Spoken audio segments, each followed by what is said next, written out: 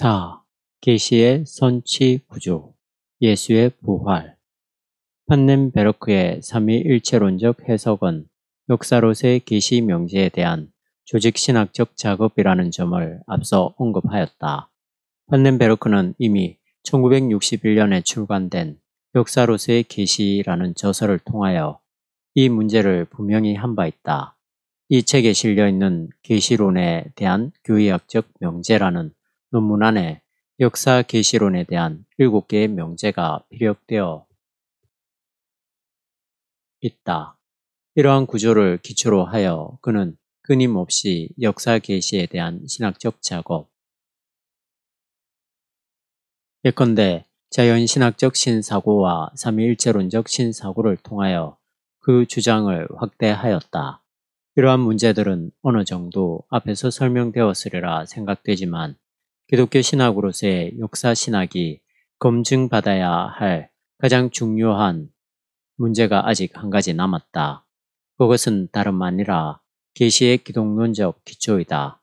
이는 그의 보편사적이고 종말론적인 계시 이해가 어떻게 예수의 구원 사건과 관련을 맺느냐에 관한 문제이며 동시에 미래적 계시가 현재의 하나님 나라 경험과 어떻게 연결될 수 있느냐에 대한 질문이기도 하다. 다시 말해서 미래의 궁극적 계시와 궁극적 진리에 대한 현재적 해석인 것이다. 이 문제는 그의 전체 역사 신학 설계에 결정짓는 요소이며 그리스도교 신학의 내적 정체성과 기독론적 논리성을 확보할 수 있는 요소이기도 하다. 왜냐하면 그리스도교 신학이란 역사상 특수한 사건인 예수와의 관련 속에서 결정되기 때문이다. 판넨베르크는 처음부터 이러한 관계, 즉 전체 역사 계시와 예수 계시 사이의 관련에 대해서 등한하게 여기지 않았다. 그는 역사 계시를 구상할 때 이미 이 문제에 대해 다음과 같이 질문한 바 있다. 역사가 전체로서만 하나님의 계시라면 어떻게 그 안에 있는 하나의 특별한 사건, 예수의 운명이 하나님의 계시로서 절대적인 의미를 가질 수 있을까? 아울러 또 다른 문제는 예수 계시를 벗어나는 더 큰 계시 구조가 과연 어떻게 이해될 수 있는가에 관한 것이다. 그가 역사 계시 설계의 출발점으로 삼는 두 번째 사유 동기가 아래와 같이 제기된다. 역사가 전체로서 계시이어야만 한다면 하나님의 계시는 예수 그리스도를 넘어 계속적인 발전이 이루어져야 할 것이다. 역사를 전체 역사로 이해하려는 판넨베르크의 역사신학에 포함된 기본적 사고가 기독론적 근거를 확실히 가져야만 교회의 신학으로 살아남을 수 있다는 것은 틀림없는 사실이다. 그의 보편사 계시론은 결국 기독론 앞에서 결정적인 장애물을 만난다고 보아야 한다. 만약 기독론적인 근거가 불확실하다면 기독교 신학으로서의 정체성에 대한 의혹이 제기될 것이며 역으로 기독론적인 독특성을 강조하게 되면 보편사적 전망이 흔들릴 수도 있을 것이다. 여기서 필자의 판단을 앞세우기보다는 일단 판넨베르크의 주장을 충실히 따라감으로써 이 문제를 해결하는 것이 지혜롭다고 생각된다. 여기서 다루어야 할 문제는 전체 역사를 계시로 전제할 때 그것과 예수 계시와의 사이에 형성되는 관계성이 무엇인가에 대한 질문인데 이러한 문제는 판넨베르크에게만 신학적 의미를 갖는 것이 아니라 모든 신학적 입장에 적용된다 하겠다. 그러나 판넨베르크에게는 그의 보편사적 계시 이해의 성격으로 인해 예수 사건의 특수성과 맺는 관계성이 더욱 두드러진다 하겠다. 그의 보편사적 계시 이해에 있어서 예수 계시가 모든 계시를 종결짓는 것인지 아니면 그 무엇을 더 요구하고 있는가라는 질문이 그 핵심이다. 이것은 그가 말하는 전체 역사로서의 계시 이해가 예수 계시를 그것 자체로서 충분하지 못한 것으로 여기고 있는지에 대한 질문이다. 위에서 말한 대로 계시론 논의가 전체 역사 내지 보편 역사와 그 종말론적 성격에 한정된다면 결국 예수의 특수한 계시 사건은 설 자리를 상실할 수도 있으며 반대로 예수의 특수 계시에 한정된다면 보편사적 계시는 아무런 의미도 가질 수 없을 것이다. 판넨베르크는 분명히 예수 그리스도 사건을 전체 역사 속에서 해석하고 있다. 즉, 예수 계시는 독자적으로가 아니라 전체 역사 계시와의 관계 속에서 그 진리성을 확보할 수 있다는 말이다. 이처럼 역사의 단절이나 그 너머에서가 아니라 전체 역사 안에서 예수 사건이 종말론적 사건이라는 것을 계시론의 교의학적 명제에서 다음과 같이 5번째 명제로 피력하고 있다. 그리스도 사건은 이스라엘 하나님의 신성을 고립된 사건으로 계시하지 않고 이스라엘과 함께하는 하나님 역사의 한 부분으로 계시한다. 이와 같이 판넨베르크에게 있어서 예수의 사건은 독자적인 것이 아니며 또한 그의 운명이 갖는 계시적 의미도 이스라엘 역사와 전통을 통해 이해될 수 있는 것이다. 그는 전체 역사와 예수 사건을 상호적으로 연관시킨다.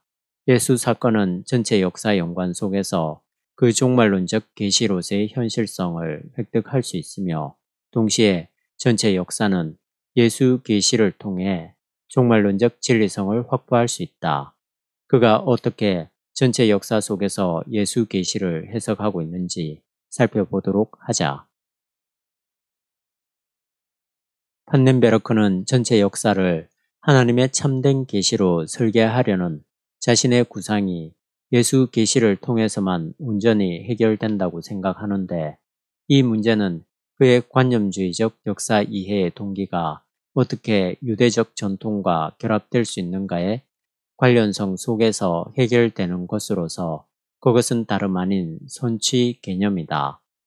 하나님의 신성이 드러내는 보편적 계시는 모든 종말이 그의 운명 안에서 예기적으로 발생하는 한 그 계시는 이스라엘 역사에서 아직 실현되지 않았고 나사렛 예수의 운명에서 비로소 실현되었다는 그의 진술에서도 알 수 있듯이 이러한 선치 개념의 철저한 적용이야말로 앞으로 다루게 되겠지만 그의 계시 사고를 고유한 것으로 구별지을 수 있는 핵심적 요소이다. 판넨베르크가 이미 여러 번 밝히고 있듯이 하나님의 자기 계시인 역사는 종말론적인 성격을 가지며 이 종말론적 하나님의 자기 계시는 예수 사건 안에 미리 앞당겨져서 발생했다고 그는 계시의 선치적 성격을 이해한다. 나사렛 예수 안에 있는 하나님의 결정적 계시는 이 사건이 앞당겨내는 그리고 선치적인 성격을 담지하고 있다는 말이다. 미래적인 성격의 계시가 예수 사건 안에 현재적으로 앞당겨진 것이기 때문에 계시에 대한 언급은 보편적 마지막 사건의 선치에서만 가능하다고 그는 생각한다. 즉, 미래의 확연히 드러나게 되는 하나님의 자기 노출인 이 계시는 미래로만 남아있는 것이 아니라 예수 사건으로 현재화된다는 말이다. 예수의 사건은 그의 출현과 그의 하나님 나라 선포, 그리고 십자가와 부활에 이르기까지 전체 예수의 운명인 바 마지막에 이루어질 역사적 진리인 계시가 예수를 통해 앞당겨진 것이다. 한편 전체 역사를 구성하는 개개의 사건은 아직 완성되지 않았으며 엄밀한 의미에서 이것들은 아직 사건이 되지는 못했다고 할 수 있기 때문에 개개의 사건은 전체 의미에서 자신을 증거해야 한다는 것과 그리고 전체 의미는 역사의 종말을 선치하면서 얘기되어진다고 할 때 판넨베르크가 말하는 예수 계시의 선치적 성격은 부분과 전체 그리고 현재와 미래적 지평에 놓여 있는 모든 계시의 현실성을 규정하는 개념으로 볼 수 있다. 이런 면에서 그는 이스라엘의 모든 역사에 나타나는 하나님의 계시 표상은 온전한 계시의 미래를 갖고 있는 것으로 생각하지 않는다. 앞서 검토한 것처럼 그것은 야훼의 신성에 대한 직접적인 증명이 아니라 종국적이고 종말론적인 계시를 간접적으로 보여주는 것뿐이다. 계시란 하나님의 자기 노출로서 증거될 때만 그 결정적인 성격을 갖는 것이기 때문에 역사의 종말에서만 확연히 드러나는 것이며 이스라엘의 역사를 포함해서 모든 개최 사건은 여전히 잠정적이라 할 수 있다. 전체 역사로서의 계시는 종말론적이지만 예수의 운명에서 선치적으로 온전한 계시가 되는 것이다. 판넨베르크는 다음과 같이 종국적 계시가 예수 사건의 종말론적 성격으로 예수의 운명 안에서 선취되고 얘기된다고 주장한다. 마지막은 우리에게 있어서 여전히 오고 있는 어떤 것이기 때문에 역사가 사실 우리에게 전체적일 수 있는가를 질문하는 것은 현명한 일이다. 이 질문에 대하여 우리 그리스도인들은 오직 그렇다는 대답을 할 수 있다. 왜냐하면 예수 그리스도 안에서 모든 사건들의 마지막이 발생했고 따라서 종국성은 이미 시작한 것이기 때문이다. 그리고 우리에게 개방된 미래와 우리가 향하는 종국은 예수 안에서 이미 나타났다. 예수 역사의 이 종국적 특성은 그의 역사의 독특성이다. 그러므로 이 독특한 사건은 이결된 역사가 되는 것을 바꾸어 전체적인 역사가 되도록 한다. 판넨베르크의 역사 계시가 예수 사건을 어떻게 이해하고 있는가의 문제는 그의 전체 신학을 푸는 열쇠라는 점에서 중요할 뿐만 아니라 그것은 특히 그의 보편사적 계시 개념이 헤겔의 역사 개념과 어떤 차별성을 갖는가를 설명할 수 있다는 점에서 중요하다. 그가 헤겔의 역사 이해에서 많은 영향을 받았지만 오히려 헤겔의 보편사 개념을 기독교적 역사 이해 안에서 수정하려는 것으로 보인다. 즉, 그는 역사의 관념주의적 보편성을 예수의 운명과 가르침의 종말론적 각인 안에서 결정적으로 전체 역사가 얘기된다는 구도 안에서 새롭게 해석하려는 것이다. 이 문제는 앞으로 4장에서 자세하게 다루어질 것이므로 일단 접어두기로 하겠다. 판넨베르크가 보편사에서 계시의 장소를 찾는다는 사실은 누차 강조된 바이지만 문제는 보편사 개념이 과연 예수의 특수 사건을 그 안에 담을 수 있는가에 달려 있는데 그는 이 문제를 앞서 말한 예수 사건의 선치적 성격에서 해결하고 있다. 그에게 있어서 역사는 마지막에서 볼 때만 전체로서 보여진다는 것은 그의 기본적 통찰이며 그러나 아직 우리는 종말에 이르지 않았기 때문에 역사를 전체적으로 볼 수는 없는 것이 사실이지만 예수의 사건을 통해서 종말의 완성을 얘기한다는 것이다. 이런 의미에서만 하나님은 예수의 운명에서 최종적으로 완전하게 계시된다. 그는 이 점을 다음과 같이 분명하게 피력하고 있다. 하나님의 다스림이 모든 사건으로서 포괄적으로 고려되어야 하기 때문에 또한 역사의 과정 안에 있는 세계 사건이 그 마지막에서 전체로서 드러날 수 있기 때문에 전체 세계 넘어 하나님 나라 안에 있는 하나님의 신성은 예수 안에서 역사의 종말이 예기적으로 현재화되었다는 이 예수의 조건 아래서 계시될 수 있다. 역사의 종말론적 미래와 연결된 기대는 얘기의 방법이지만 예수 안에서 이미 완성되었다. 이처럼 판넨베르크가 예수 사건을 종말론적 선치로 주장하는 근거는 무엇인지 잠시 살펴보도록 하자. 그에게 있어서 종말론적 예수 사건은 무엇보다도 그의 부활에서 입증된다. 물론 종말론적 하나님의 나라에 대한 예수의 선포와 그의 생애가 그것을 증거하고 있기는 하지만 역시 부활이 계시의 결정적 선취이기 때문에 십자가에 달린 분의 부활이 하나님의 종말론적 자기 증거라고 그는 말한다. 역사의 종말에서 이루어지게 될 하나님의 최종적 계시가 예수의 부활 사건에서 선취된 것이다. 아직도 역사의 과정에 있는 인간이 종국적 계시를 미리 맛볼 수 있는 것은 예수의 부활에 의해서 가능하다. 마지막 사건이 아직도 개방되어 있긴 하지만 예수의 부활에서 이미 현재 한다는 의미다. 판넨베르크는 계시의 역사 신학적 설계를 통해 그것의 보편성을 강조하면서도 그 보편사적 계시의 내용을 예수의 부활에서 선체적으로 발견한다. 어떤 면에서 보편사와 예수 부활은 판넨베르크에게 있어서 순환적으로 작용하는 것으로 보인다. 역사 계시는 예수 계시에서 그 완성의 선치를 이루며 예수 계시는 전체 역사 계시에서 그 정당성을 확보할 수 있다는 말이다. 그러나 오해하지 말아야 할 것은 계시의 선치적 성격인 예수의 부활이 단순하게 그리스도인의 신앙 고백적인 지평을 실존적으로 요청하는 것이 아니라 앞으로 언급되겠지만 전체 역사 지평의 문제이며 사실에 대한 이해의 문제라는 점이다. 그렇다고 예수의 부활이 계시로서 불충분하다는 것은 아니며 다만 예수의 부활도 전체로서의 계시라는 관점에서 온전하게 이해될 수 있다는 것이다. 어쨌든지 전체로서의 역사 계시 그리고 종말론적이고 최종적인 역사 계시는 예수 부활에서 선취된다는 판넨베르크의 주장을 확실히 하고 넘어가도록 하자. 우리는 사실 예수 부활을 역사 실증주의 안에서 혹은 자연과학적이거나 사회과학적 논리 가운데서 설명할 수 있는 입장이 아니다.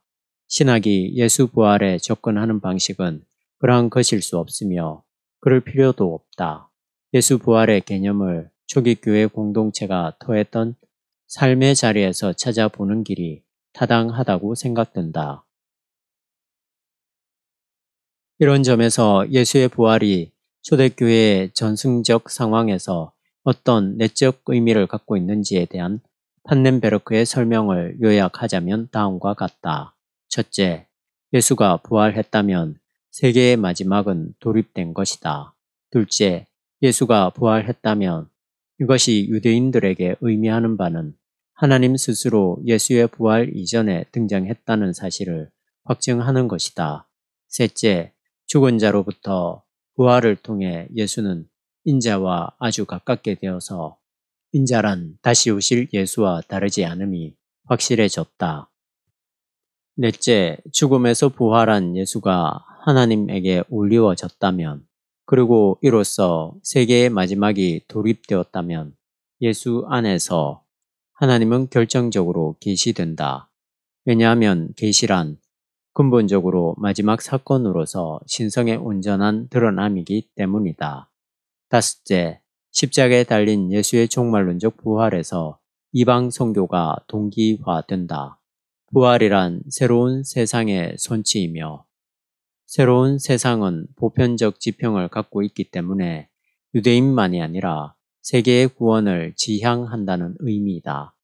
판넨베르크가 이해하고 있는 예수 부활의 신학적 의미는 이상과 같은데 이러한 의미 규정 가운데서 우리는 예수 부활이 하나님의 계시와 갖는 관련성을 밝히도록 모색해야 할 것이다.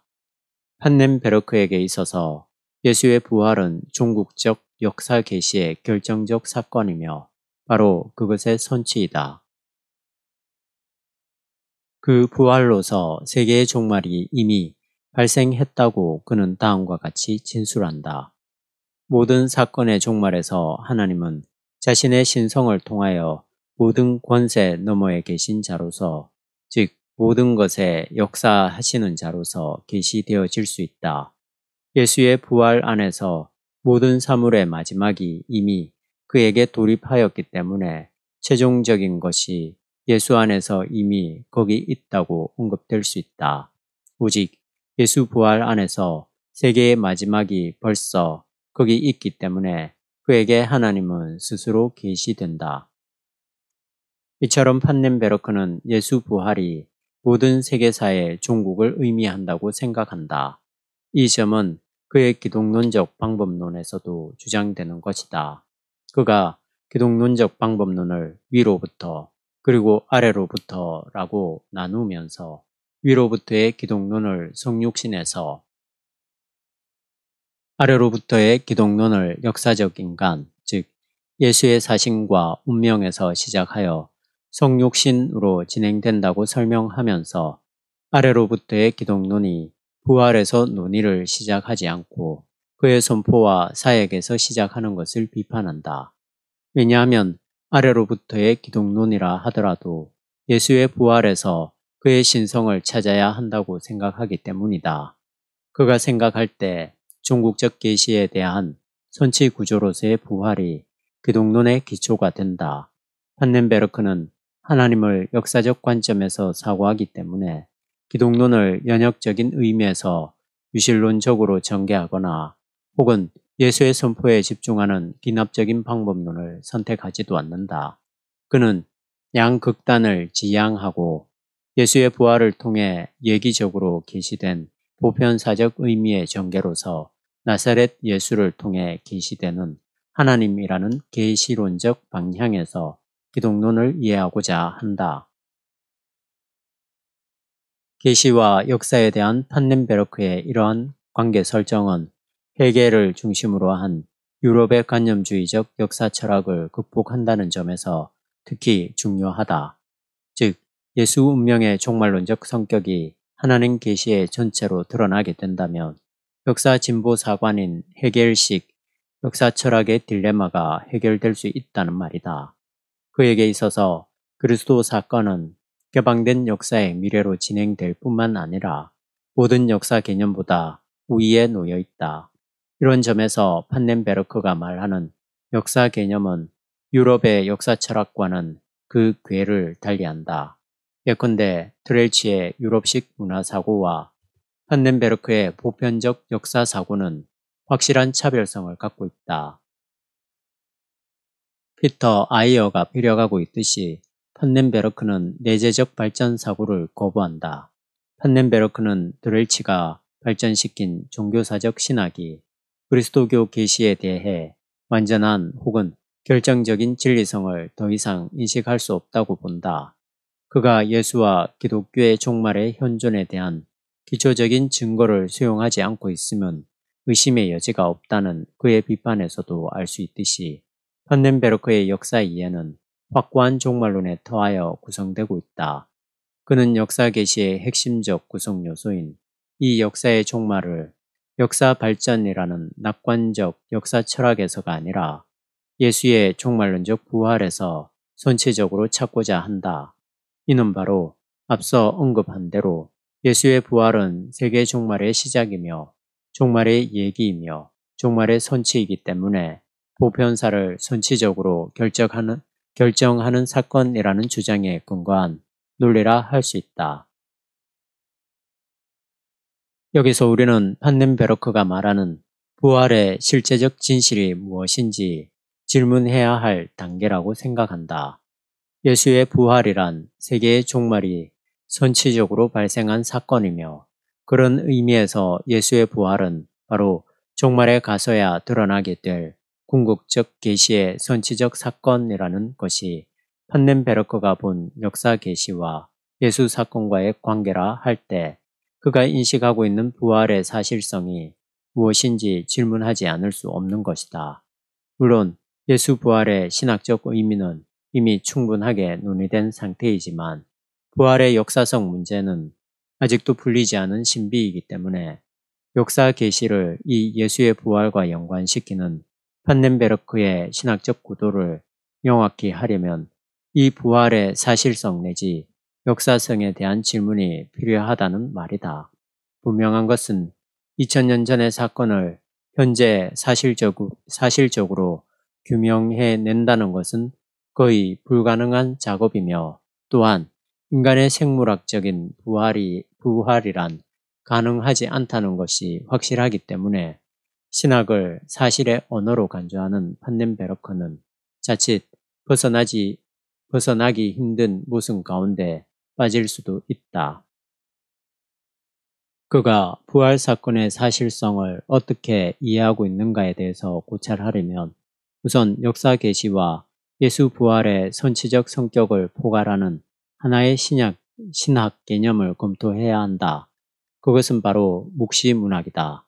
이 묵시문학은 판넨베르크 신학의 가장 핵심적 기초일 뿐만 아니라 특히 예수 부활과 역사와의 관계를 이해하기 위해서 절대적으로 필요한 신학 개념이기 때문에 이를 가능한 대로 충분히 검토함으로써 그의 역사 계시 설계에 가장 가깝게 접근할 수 있을 것이다. 예수의 부활이 미리 당겨내는 선치적 또는 예기적 성격을 갖는다는 것, 따라서 근본적으로 미래를 향한다는 판넨베르크의 사고는 묵시문학으로부터 동기화된 것이다.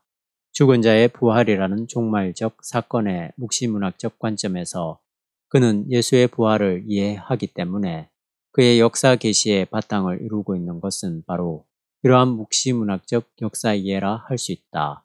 그에 의하면 종말론적 사건으로서의 그리스도 사건은 묵시문학적 언어로 말해서 새로운 에온의 현실성이다. 이러한 묵시문학의 관점에서 판넨베르크는 역사와 그 종말 그리고 그 종말론적 계시의 예수 부활을 통한 선치 개념을 해석하고 또한 연결하고 있다. 갤로웨이는 묵시 전승에 대한 판넨베르크의 견해를 다음과 같이 정리한 바 있다. 판넨베르크에게 하나님은 이스라엘 역사 속에서 자신을 노출하지만 그 노출의 완성과 그리고 하나님의 신성, 정의, 불변성이 완전히 계시되는 것은 오직 역사의 마지막 때이며 이 역사의 마지막은 유대인에게만 중요한 것이 아니라 만민과 모든 피조물의 하나님으로서 증거되는 마지막 사건으로서 모든 이들에게 중요한 것으로 증거되며 또한 역사의 마지막에 대한 개념은 모든 역사가 그 안에서 요약될 수 있도록 죽은 자의 일반적 부활을 포함한다. 갤로웨이의 설명을 통해서 보더라도 묵시문학적 사고는 판넨베르크의 전체 역사 계시 사고를 관통하는 틀이며 내용이라 할 수 있다. 그는 역사에 대한 묵시문학적 표상을 통해 이 역사와 종말과 예수 부활을 이해하려고 한다. 묵시문학 문서들은 새로운 에온에 대한 기대를 나타내는데 죽은 자의 부활은 새 에온이 시작되는 징표라는 것이다.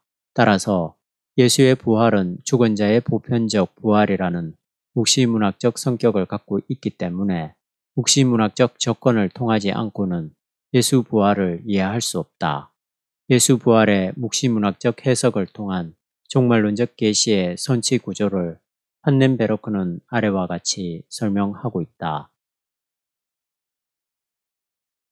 결국 묵시문학 안에서 이스라엘은 마지막 목표에 대한 하나님의 방법과 같은 전체적인 것으로서의 세상, 사건들을 보게 되었다. 이 궁극적인 성취는 이제 죽은 자의 부활 사건으로 기대되었다. 예수 부활의 의미가 완전히 이해될 수 있는 것은 새 이스라엘에게서와 같이 신약의 증언자들에게도 여전히 타당한 역사 개념의 틀 안에서 그러하다. 모든 역사의 목표, 다시 말해서 죽은 자의 부활은 하나님이 그를 일으켜 세웠기 때문에 예수 안에서 이미 발생했다. 그분 안에서 세계사의 마지막은 이미 성취된다. 우리에게 여전히 미래 속에 감추어 있는 그 마지막이 예수의 부활에서 성취되는 것이다. 판넨베르크가 어떻게 역사 계시의 선치 구조인 예수 부활을 묵시문학적 바탕에서 전개하고 있는지에 대해 몇 가지 관점에서 논의를 보충하고자 한다. 판넨베르크는 앞서 자기 계시와 계시의 간접성에서 설명되었듯이 구약과 신약 안에 일치된 계시 이해를 찾아보기 힘들며 매우 다양한 표현들이 나타날 뿐이라는 렌토르프의 견해를 지지하며 성서의 계시 표상은 계시 자체라기보다 일종의 표명이라고 간주한다. 결국 그 모든 것들은 하나님이 종말론적으로 자신을 계시하는 전체 역사를 향해 진행된다는 것이다. 특별히 후기 유대교의 묵시문학에서 이 문제가 결정적으로 나타나는데 이미 빌켄스가 밝혀주고 있듯이 묵시문학은 종말론적 미래를 가장 결정적인 야훼의 자기 계시로 수행한다는 것이다. 판넨베르크는 이러한 묵시적 계시 이해가 신약 성서에서도 관계 틀을 형성하는 것으로 설명하는데 예컨대 로기온의 묵시적 표상이 등장한다고 본다. 여기서 언급되는 묵시문학적 표상이란 마지막 사건 안에 계시되어지는 것이 선치적으로 노출되는 것을 뜻한다. 즉, 세계의 마지막에서 마침내 드러나게 되는 하나님의 자기 노출인 것이다. 이러한 묵시문학적 사고는 사도 바울에게서도 보여지는데 판넨베르크의 설명에 따르면 그리스도의 속죄 죽음 로마서 3장 24절 이하 그리스도의 속죄 죽음 안에서 하나님의 의가 계시되며 미래에 계시될 자로서 선포되어진다. 또한 신적 지혜의 구원 계획을 위해 사용된 묵시적 신비 개념이 복잡한 전체의 표현의 계시 개념과 연결된다.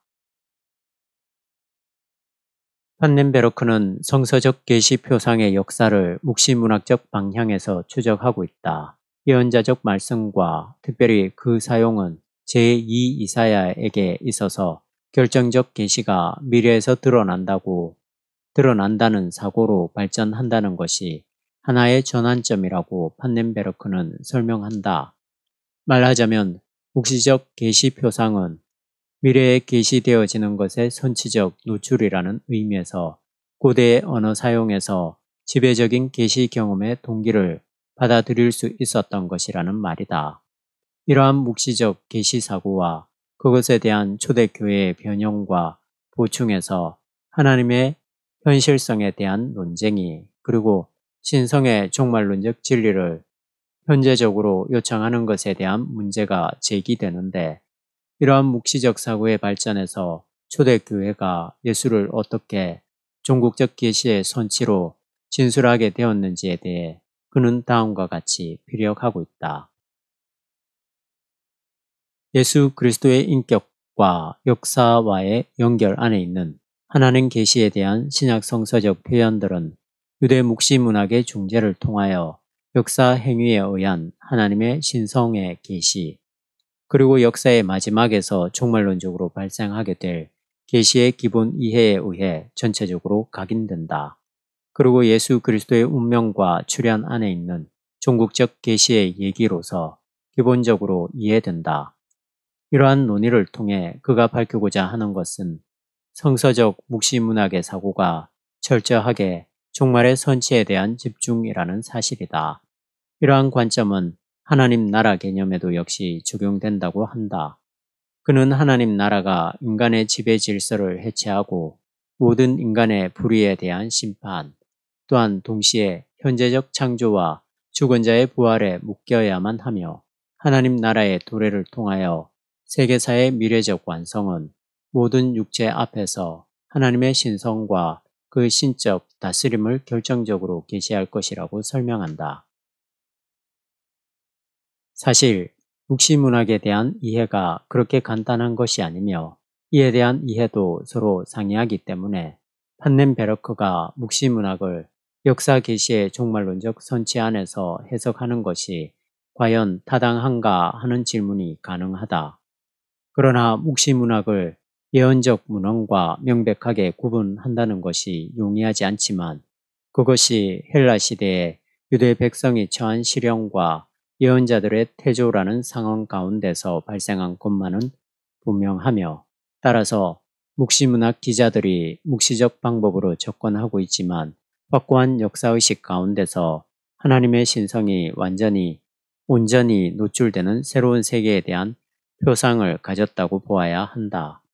이러한 묵시문학적 세계 이해가 바로 판넨베르크가 밝히려는 세계와 역사의 종말론적 선치 개념 안에서 기능하고 있는 것이다. 여기서 우리는 묵시문학과 예수 부활의 연관이 갖는 또 다른 면을 주목해야 한다. 그것은 곧 판넨베르크에게 있어서 묵시문학이 새로운 에온이라는 표상을 통하여 예수 부활의 궁극적 계시 성격을 제공하지만 역으로 묵시문학의 새로운 애호는 예수의 부활을 통하여 종말의 경험을 실체화한다는 사실이다. 묵시문학가들은 특별한 환상을 통하여 모든 사건의 종말을 내다본다. 하나님의 역사 기획이 그들에게 노출된다. 그러나 이 묵시적 견해는 역사의 계속된 진행을 통해 수정되고 있지 않은가. 이에 반하여 신약 성서의 증언에 따르면 예수 그리스도의 운명 안에서 종국은 미리 내다 보이는 것만이 아니라 미리 발생된다. 왜냐하면 그에게 죽은 자들로부터의 부활과 더불어 모든 인간에게 아직 일어나지 않은 그것이 발생했기 때문이다. 판넨베르크가 종말에 관한 묵시문학적 예견이 예수의 부활 사건에서 실행됨으로써 예수 부활의 우위성을 강조하기는 하지만 보다 중요한 것은 묵시문학과 예수 부활의 관련성에 대한 전망이다. 즉, 역사의 묵시문학적 종말, 새로운 에온이 예수 부활로 이미 발생했다는 것이다. 그러므로 역사가 예수 그리스도 안에서만 최종적 의미를 갖는다는 것은 예수의 부활에서 역사의 종말이 이미 발생했기 때문이라고 할 수 있다.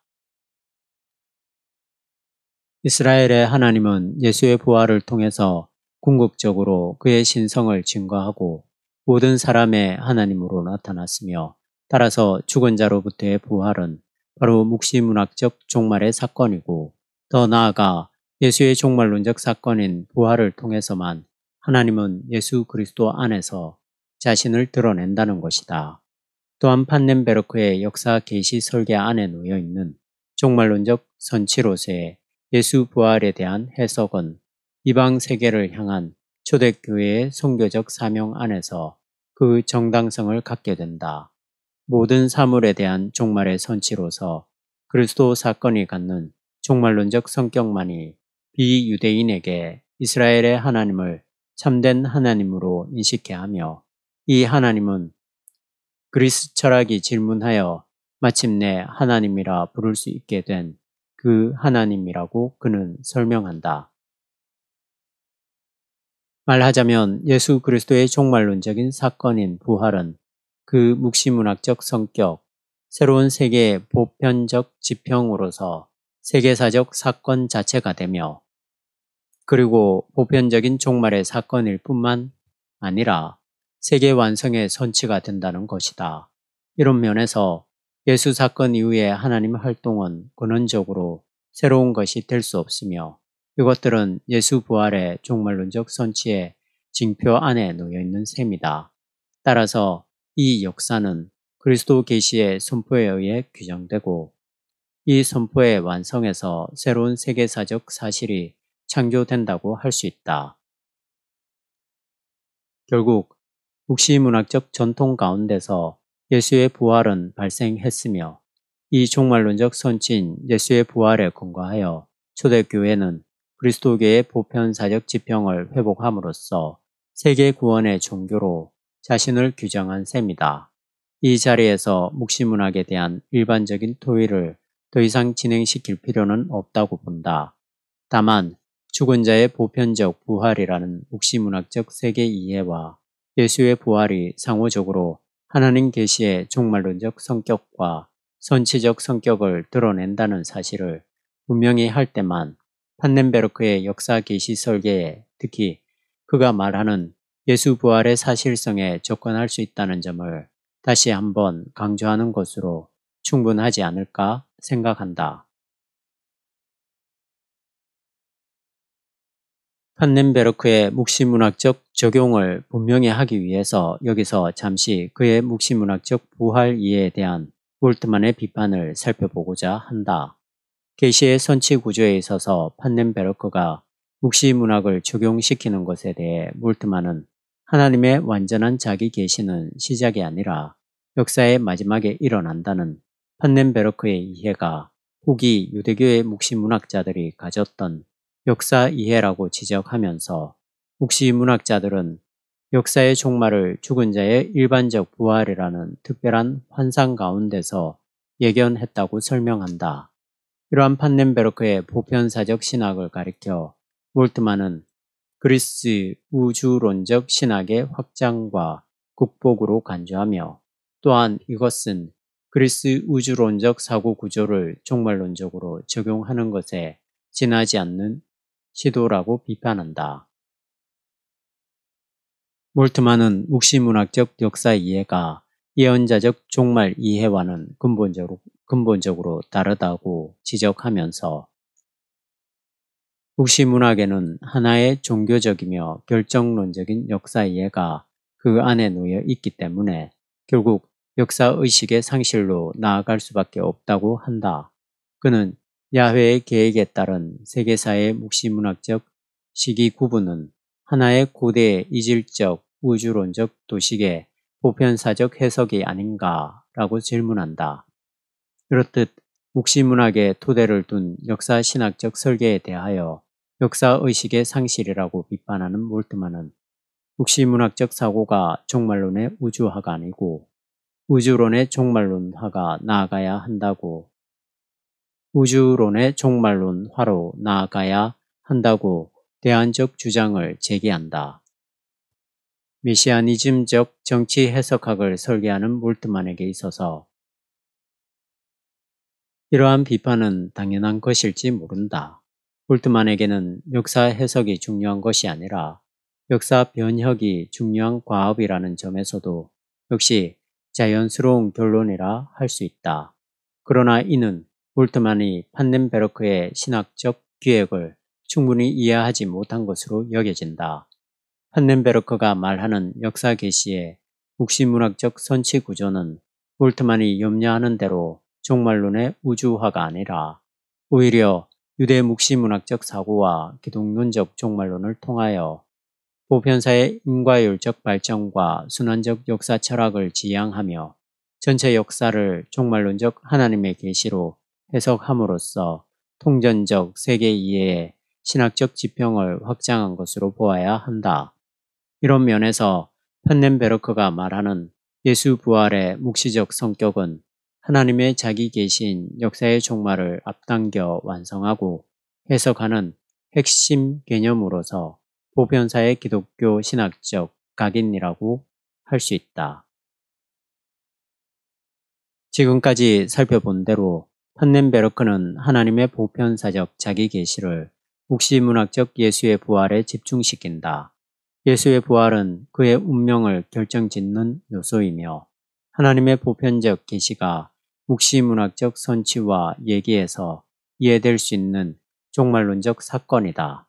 또한 죽음으로부터 일으켜 세움을 받은 예수 안에서 선치적으로 계시된 그 하나님은 온 세계의 하나님으로 선포되는 것이며 이를 통해 유대인에게만이 아니라 이방인에게도 하나님의 진리성과 그 신성이 드러나는 것이다.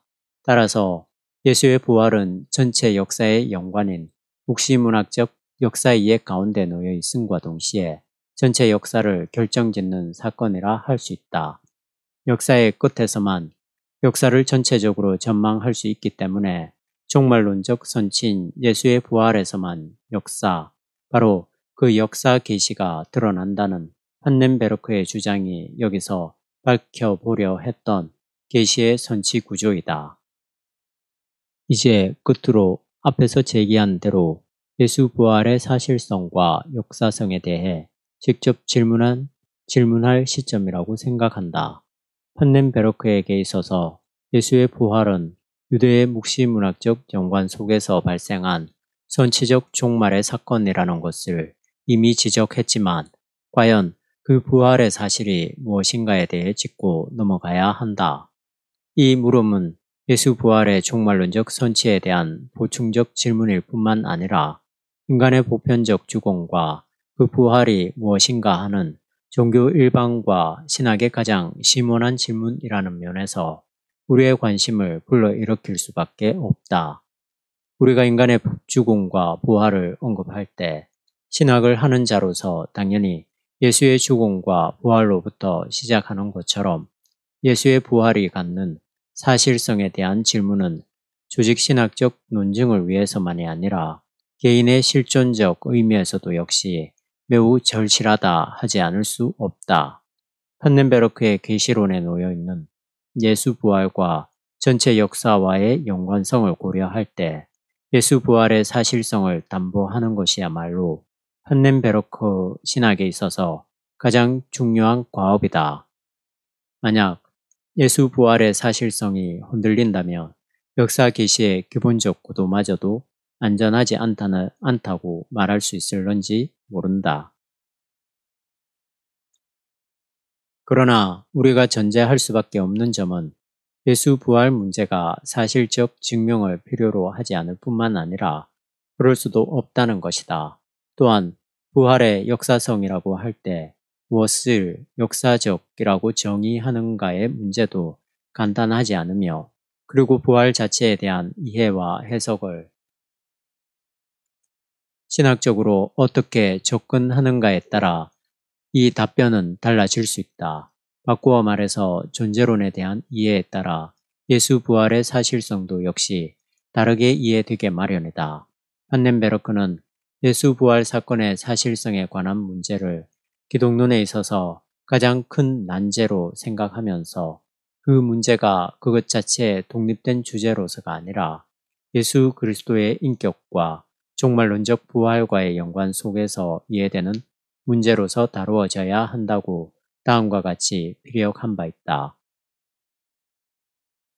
예수 부활의 사실성은 교회가 부활절 사신의 진리성에 대한 증거를 위해 기본적으로 당겨오는 예수 그리스도의 인격에 대한 모든 결과와 더불어 죽은 자로부터의 종말론적 부활이라는 연관 속에서 최종적으로 그리고 항변할 여지 없이 결정될 것이다.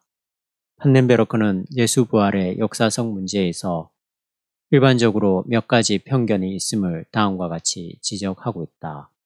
첫째는 예수 부활의 질문을 역사적으로 진지하게 다룰 수 없다는 편견이며, 둘째는 많은 그리스도인의 눈앞에 예수 부활의 역사적 질문이 의미가 없다는 신학적 편견이다. 아마 이것은 바르트의 원역사 개념과 불트만의 실존적 역사성에 대한 비판이라고 생각된다. 이에 반해 그는 예수 부활의 역사적 문제와 대면하기를 회피하지 않는데 그가 어떻게 부활의 사실성 문제를 해결하고 있는지 일단 그의 설명을 충실히 따라가 보도록 하자. 판넨베르크는 예수 부활이 초대교회에서 이미 하나의 추론의 형식으로 언급된다는 점을 밝히고 있다. 예수는 무덤에 묻혔지만 죽음에 머무르지 않았다는 것, 죽음과 빈 무덤 사이의 과정에 대해서는 아무도 말할 것을 갖고 있지 않지만 초대교회는 빈 무덤으로부터 추론적으로 예수가 죽은 자로부터 부활되었다는 확신을 갖게 되었다는 것이다. 이 추론은 살아있는 주의 현상에서 발생한 것이며 예수가 지금 살아있다는 것, 바로 이 사실성에서 예수는 부활했다는 확신 혹은 다른 생명으로 옮겨졌다는 생각을 초대교회가 가졌다는 뜻이다. 예수의 부활 문제에 있어서 이미 부활한 이에 대한 경험으로부터 그 부활의 사실성을 향한 것이지, 역으로 부활의 사실성으로부터 부활의 현상이 증언되는 것은 아니기 때문에 부활의 사실성에 대한 접근은 추론적이라는 점을 우선 전제해야 한다고 판넨베르크는 주장한다. 또 한 가지 짚어야 할 문제는 부활의 증인들에게 있었던 부활한 예수에 대한 체험인 그 다른 생명이 무엇을 뜻하는가 하는 질문이다. 부활이란 다름 아닌 참된 생명의 세계로 돌입하는 사건이기 때문에 생명이란 언어 개념이 설명된다면 예수 부활 문제도 해결될 수 있는 동시에 사실은 여기에 예수 부활의 역사적 질문이 향하는 어려움이 놓여 있다고 판넨베르크는 다음과 같이 강조하고 있다. 예수가 죽음에 머무르지 않고 하나의 그 새로운 생명으로 부활되었다면 그가 부활 이후로 우리 세계에서 사라졌다는 주장을 어떻게 해서라도 설명해야만 한다. 위에서 언급된 몇 가지 문제들을 전제한다 하더라도 예수 부활이 발생했던 그때 그곳에서 실제로 무슨 사건이 일어났는지에 대한 질문에 대해 간단히 대답을 찾을 수는 없다. 이 질문은 성서가 증언하고 있듯이 그는 죽었으나 지금은 살아있다는 말의 현실성에 관한 것으로서 어쩌면 우리의 지상적 사건 범주를 뛰어넘는 문제일 수 있다. 부활에 대해 언급한다는 것은 사실상 우리가 예수에게 사실적으로 무슨 일이 일어났는지 정확히 모르는 상태에서 예수 부활에 대한 경험이라 할 수 있는 살아있는 이 무엇을 뜻하는지에 관해 질문하는 것이다. 판넨베로크는 이 질문에 대한 답변을 찾기 위해서 앞서 언급되었던 그 당시 유대 묵시적 종말론의 언어에 귀를 기울여야 한다고 생각한다. 예수 부활의 현상에 참여한 초기 교회 공동체가 자신들에게 발생한 예수 부활의 현실성을 분명히 확신했다는 말은 그들이 인간의 지나가는 생명에 반하여 무상하지 않은 생명으로서 그 현실성을 경험했다는 것이다. 이는 모든 생명의 신적 근원과의 연합 안에 있는 생명인 것이다. 부활한 자의 생명이 정말 무상한지 아닌지는 미래에서 확인될 수 있는데 이는 곧 예수 부활의 사건은 종말론적 희망의 불빛에서 경험되어졌다는 것을 뜻한다고 한다. 결국 판넨베르크는 이스라엘의 종말론적 전승에 연관해서 이런 예수 부활 사실의 논리성이 밝혀질 수 있다고 생각한다. 신약 성서가 전하는 예수 부활은 유대적 묵시문학 안에서 이해될 수 있는 사건이다. 예수는 묵시문학의 역사 이해, 즉 종국적으로 죽은 자의 부활에 대한 저들의 기대라는 관계 속에서 의미를 갖는다는 말이다. 제자들이 부활절 이후 이 땅의 생명과는 다른 죽음 저편에 있는 생명체의 경험을 부활로 부를 수 있었던 것도 묵시문학적 기대의 지평에서만 가능했다는 것이다. 예수부활 사건은 전체 역사와의 연관 속에서 그 실체적 의미를 확보한다고 볼 수 있는데 판넨베르크에게 있어서 이것은 역사 계시를 이루는 예수 부활의 선치적 성격과 묵시적 역사 사고의 전승 연관이라는 일종의 상호순환 관계라 할 수 있다. 이와 관련된 또 다른 문제는 부활한 자의 현재적 현실성에 대한 문제이다. 부활 후 하늘로 들리움을 받은 예수는 어디에 있는 것인가? 이는 곧 부활과 승천의 관계를 우리가 어떻게 설명할 수 있으며 또한 설명해야만 하는가에 대한 요청이다. 판넨베르크는 설명하기를 하늘이란 하나님이 거하는 곳이며 승천은 바로 하나님과의 하나됨을 뜻한다고 한다. 이는 또한 무상하지 않은 생명의 사건으로서 하늘에 있는 부활한 자의 생명은 그가 하나님과 함께 거한다는 것, 그리고 하나님의 생명에 참여한다는 것, 그 이상이 아니다.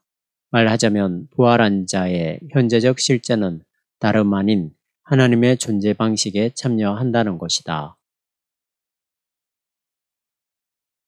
이상에서 살펴본 대로 부활의 사실성에 대해 판넨베르크는 이 사건이 추론적이었다는 관점에서 출발한다.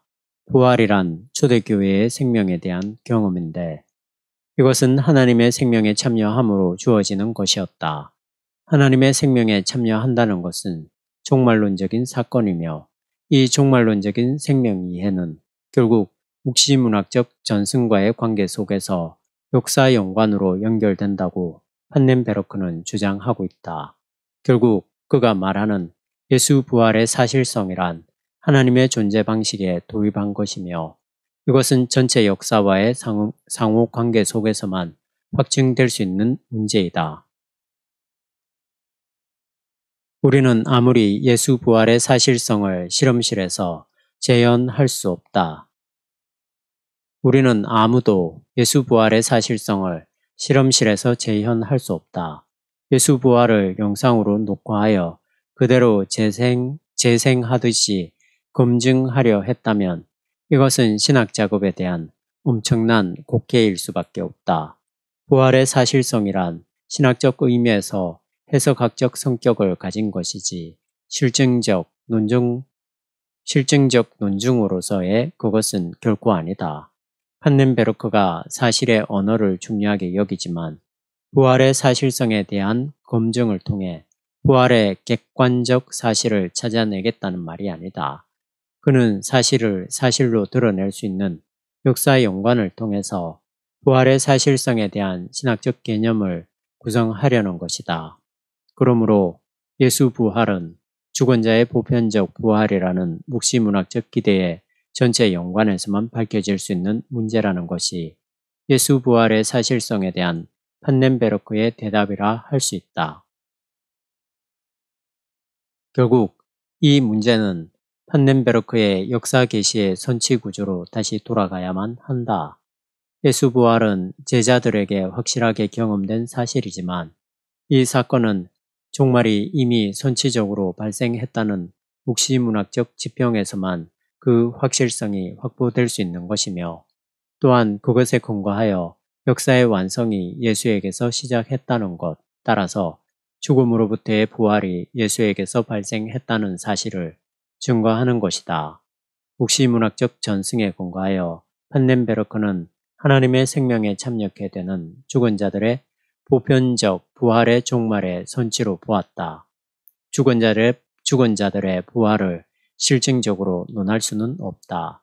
이것은 신학적 언어로만 언급될 수 있는 것으로서 하나님의 생명 안에 존재케 됨을 뜻하는 것이다.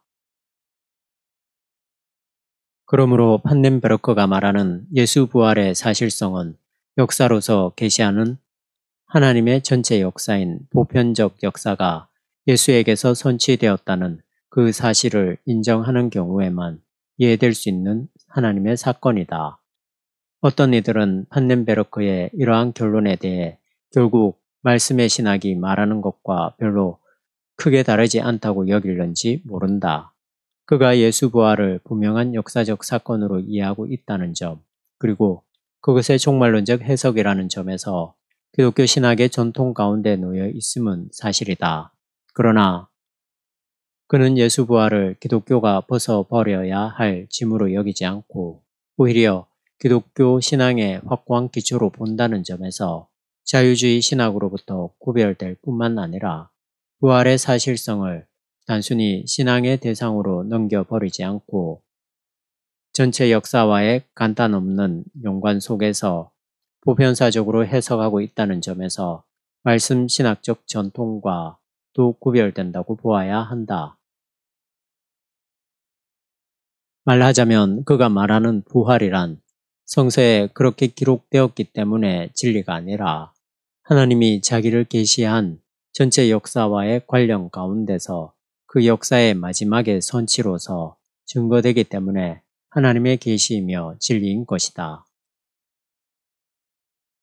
지금까지 우리는 판넨베르크의 역사신학적 계시 설계의 내적 구조에 대해 네 가지 관점, 즉 자연신학적 신사고에서의 역사 계시, 자기 계시 개념과 계시의 간접성, 역사 계시의 삼위일체론적 해석, 계시의 선치 구조에 대해 고찰하였다. 그의 역사 계시론은 이미 그의 자연신학적 성격에서 벌써 그 기초를 확보하고 있는데 본질상 자기를 계시하는 하나님은 역사로서 계시하는 분이라는 것이다. 그러나 하나님은 역사에서 자신을 간접적으로 계시하며 이 간접 계시는 하나님의 완전한 계시가 종말에서만 가능하다는 뜻이다. 이러한 역사로서의 간접적 자기 계시는 판넨베르크에게 있어서 하나님에 대한 삼위일체론적 해석을 통해 분명해진다. 말하자면 기독교의 삼위일체론은 하나님의 내재적 성격과 경륜적 성격을 통하여 결국은 하나님의 본질이 역사에서 증거된다는 개념이라고 판넨베르크는 이해한다. 그에게 있어서 삼위일체론적 역사 계시인 역사는 예수의 부활 사건 안에서 종말론적인 미래주의를 극복하고 있다.